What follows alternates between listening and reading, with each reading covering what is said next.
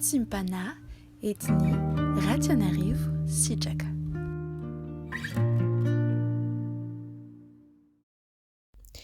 Que la grâce et la paix de notre Seigneur Jésus-Christ nous soient adressées et multipliées en ce jour. Prions. Père éternel, merci pour ce temps. Merci pour la journée que tu nous accordes. Merci pour ce moment précieux, Seigneur, pour entendre ta voix. Je te prie, Seigneur, de faire descendre ton Esprit Saint en chacun d'entre nous. Que ton Esprit Saint nous permette de comprendre, de saisir et de vivre, Seigneur, ce que tu as à nous dire. Que ton Esprit Saint rende vraiment palpable, Seigneur, ta volonté et ton message. En ton nom, Seigneur Jésus-Christ, nous prions. Amen.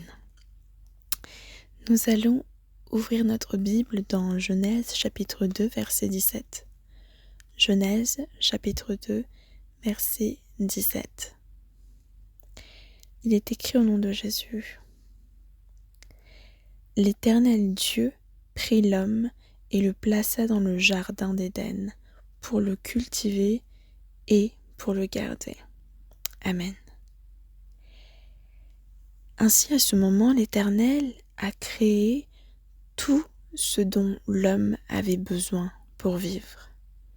Sa présence, son souffle, le corps, l'esprit, l'âme. Adam était en parfaite santé. Il avait la parfaite femme, le parfait lieu de vie, tout pour vivre, et par-dessus tout, il n'y avait aucun mal qui pouvait le dominer ou qui était présent.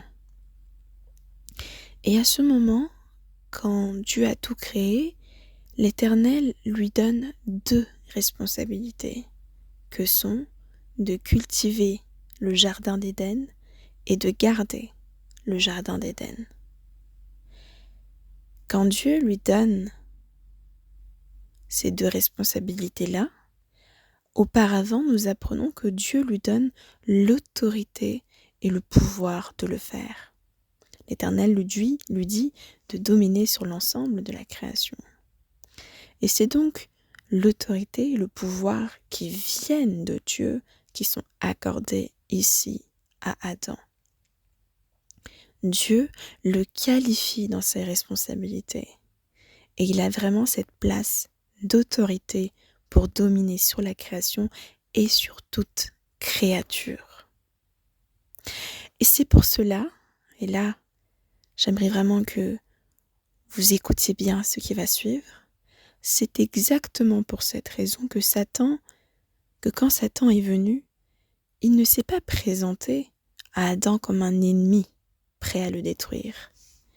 Il ne s'est pas présenté comme un monstre, ni comme un immense Goliath, tyrannique, pour l'écraser et dominer sur Éden à sa place, au fin d'établir le chaos et son royaume. Adam aurait certainement reconnu l'ennemi Satan. Adam aurait certainement écrasé Satan parce qu'il en avait le pouvoir et l'autorité. Et je dirais même la responsabilité d'écraser Satan. Parce que Satan était une nuisance dans le jardin d'Éden. Et Adam pouvait le détruire ou au moins demander l'aide de Dieu, sachant que ses responsabilités étaient de cultiver Éden, mais surtout de garder, veiller sur le jardin. Et rappelons-le, il en avait l'autorité et le pouvoir. Au contraire, Satan a utilisé une personne de confiance pour lui voler son autorité et son pouvoir. Ève, sa femme, avec qui d'ailleurs il faisait un. Satan est venu comme un escroc, comme un menteur, et il a remis en cause la parole de Dieu, qu'Adam et Ève devaient savoir et reconnaître comme vrai. Ils se sont mis à douter de Dieu et de sa bonté. Satan leur a fait entrer dans le crâne et dans l'esprit que Dieu ne voulait pas qu'ils sachent, que leurs yeux voient et qu'ils deviennent comme des dieux. Cela veut dire que Dieu aurait été mauvais. Dieu serait quelqu'un qui ne serait pas rempli de bonté à leur égard, que Dieu serait une limite à ce qu'il pouvait faire et être. Et quand Ève avait vu que le fruit défendu, le fruit interdit, était beau et semblait bon à manger, alors elle porta le fruit à ses lèvres et en donna à son mari, dit la parole. Alors leurs yeux s'ouvrirent et ils virent qu'ils étaient nus. Ils se mirent à se couvrir car ils ont su qu'ils étaient nus. Et quand Dieu les chercha, Adam et Ève prirent peur parce qu'ils savaient qu'ils étaient nus. Par la suite, quand Dieu posa la question, « Comment sais-tu, Adam, que tu es nu ?» Et Adam se mit à expliquer et trouver des justifications à cela. Et puis il a dit que c'était à cause de la femme que Dieu avait placée à ses côtés, à cause d'Ève. Et quand Dieu posa la question à Ève, « Pourquoi as-tu proposé à ton mari le fruit défendu ?» Et elle répondit à Dieu, « Mais Dieu, c'est à cause du serpent que tu as créé. » Ainsi, chacun se déresponsabilise. Adam a raté ses responsabilités de garder et veiller sur Éden. Il a laissé Satan gagner le cœur de sa femme.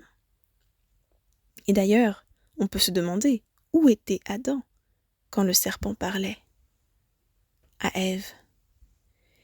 Il n'a pas eu assez de recul, il a mangé le fruit sans se poser la question. Il a donc élevé finalement Ève, l'opinion de Ève, la proposition d'Ève, au-dessus de celle de Dieu, Dieu qui avait interdit de manger ce fruit, et par-dessus tout, les deux ont donné plus de crédit à ce que Satan disait qu'à ce que Dieu avait dit. Chacun donc s'est des responsabilités et finalement a rendu Dieu responsable, Dieu coupable. La peur donc vient, chers chrétiens, quand on se déresponsabilise. Et cela ne vous rappelle-t-il pas l'histoire de Jésus-Christ ? La parole dit que Jésus-Christ n'a point péché. Et les pharisiens et les sadducéens, les gens du peuple, voulaient le faire condamner, mais ils n'arrivaient pas à trouver de chef d'accusation.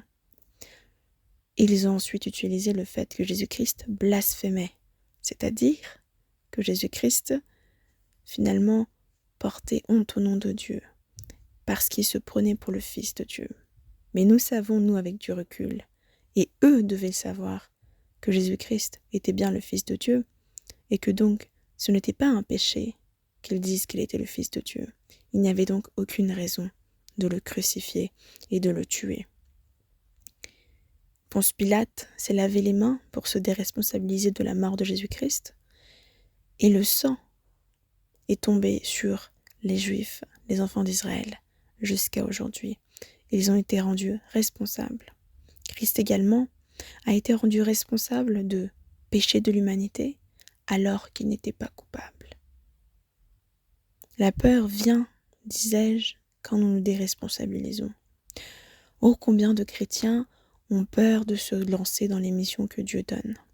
Combien de chrétiens ont peur du jugement d'autres chrétiens s'ils s'impliquent trop dans l'Église, s'ils se mettent à faire la dîme, s'ils se mettent à servir davantage, s'ils se mettent à lire plus la Bible devant, à chanter dans la chorale ou dans les sections, à être plus impliqués dans les œuvres de Dieu, de peur que finalement les autres les regardent en disant « Oh, tu suis ce que les pasteurs disent, tu suis ce que les diacres disent, tu suis ce que les bergers disent, tu n'as point de personnalité finalement, tu acceptes, voilà, toutes les demandes de ces personnes. » Et pourtant, toutes ces demandes viennent de Dieu, chers chrétiens.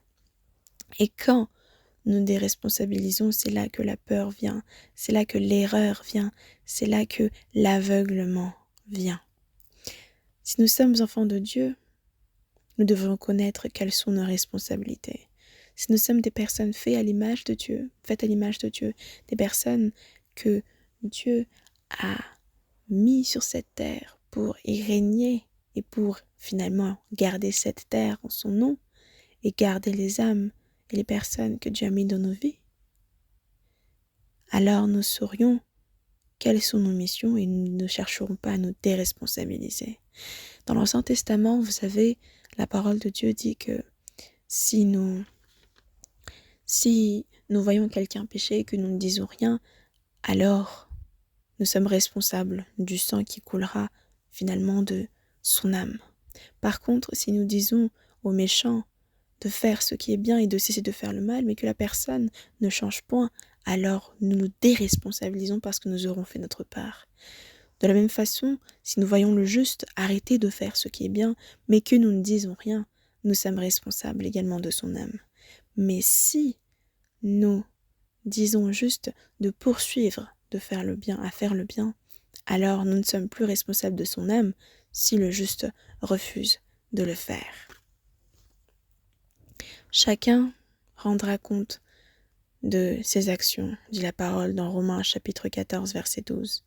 Ainsi, chacun de nous rendra compte à Dieu pour lui-même. Nous ne pourrons plus dire alors, c'est telle ou telle personne, c'est à cause de telle ou telle circonstance, à cause de ci, à cause de cela, parce que Dieu connaît le fond de notre cœur. Il connaît toutes choses. Nous pouvons tromper les hommes en disant, j'avais ci à faire, j'étais trop occupée, je ne me sentais pas à ma place, et si, et ça a plein d'excuses.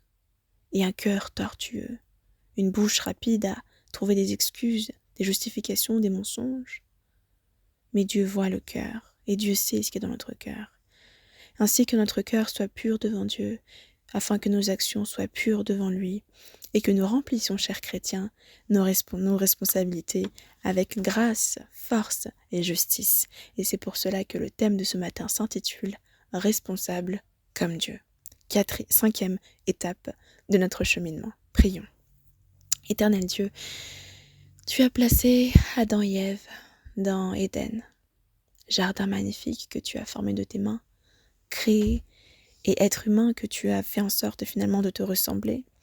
Tu les as placés dans ce jardin pour qu'ils puissent le cultiver, le garder. Et pourtant, Adam et Ève ont donné leur responsabilité, leur autorité, leur pouvoir à l'ennemi.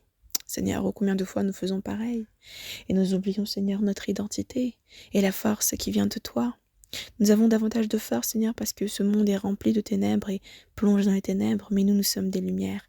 Une force inouïe réside en nous, un esprit de force extraordinaire, exceptionnel réside en nous, qui est l'Esprit de Dieu. Toi, Esprit de Dieu, tu nous rends capables et nous permets de faire. Et je te prie, Saint-Esprit, de ne jamais nous laisser tranquilles jusqu'à ce que nous ayons accompli nos responsabilités, Seigneur.